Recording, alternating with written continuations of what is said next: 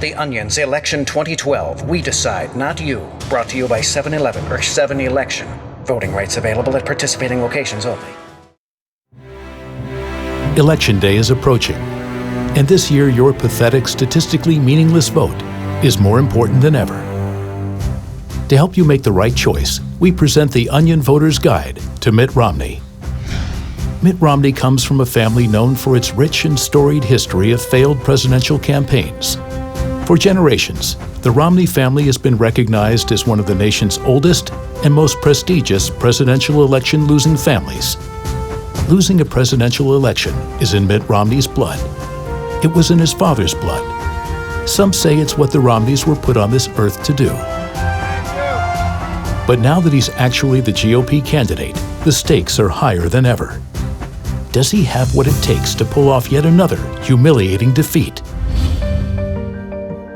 The next fact you should know is that Mitt Romney is a member of a religion that we apparently all have to pretend is just a religion like any other.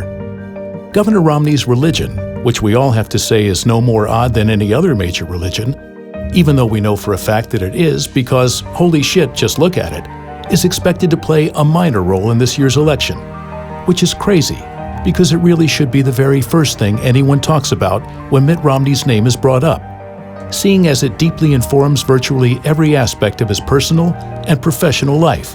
But that's something we apparently don't talk about, so I'm going to move on now.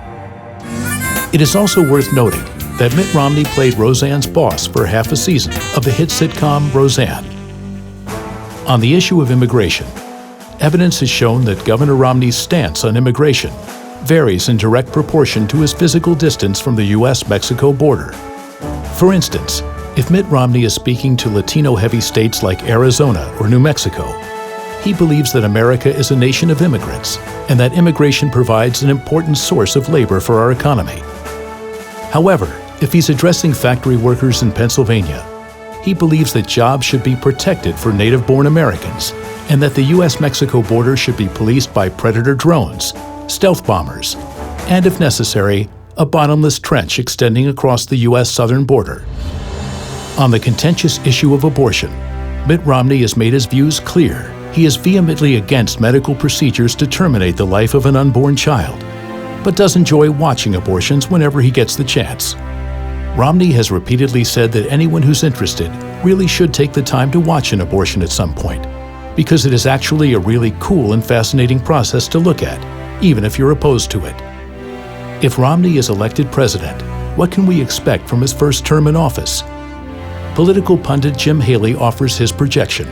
Since the planet will almost certainly be rendered uninhabitable by climate change and food shortages within Mitt Romney's first term, we will most likely see him construct a large space ark capable of carrying 2 of every denomination of currency.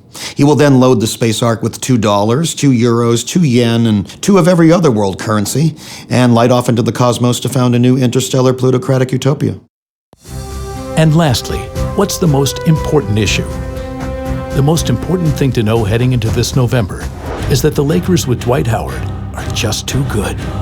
Why bother getting emotionally invested in anything when we're talking about a team with 4 Hall of Famers in the starting lineup? Is there any other front court in basketball that can handle Howard and Gasol at once, not to mention Nash on the pick and roll? Oh, and then guess who's wide open for a jumper if you choose to double any of those guys? Kobe fucking Bryant. Enjoy your Miami-Los Angeles NBA Finals, David Stern. Hope you're happy, asshole.